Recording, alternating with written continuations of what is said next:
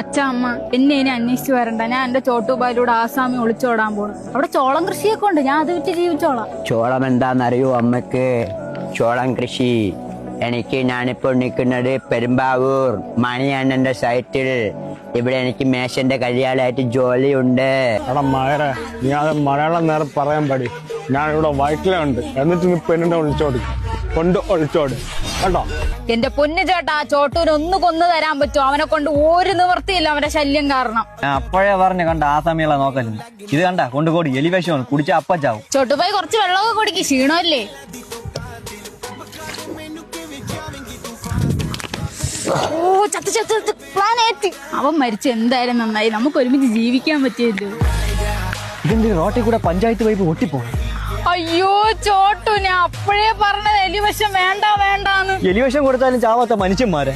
എന്റെ baby north Indian ആണ്. ചേട്ടാ, 2 ഹാൻഡ്സ്. പിന്നെ കണ്ണി കണ്ട ബംഗാളിക്ക് ആൻസ് കൊടുക്കണല്ലേ എന്റെ പണി. Bye joker, bye joker. എന്താ കാവടിക്കണ പയ്യനായിരുന്നു, അനുഗ്രഹം കൂടി അവന്. അവിടെ നെയ്യേ ബൈക്ക് മാസേ ജോക്കർ. അനുഗ്രഹം നെയ്യേ മാസേ. പിടിടാ പിടിടാ പിടിടാ.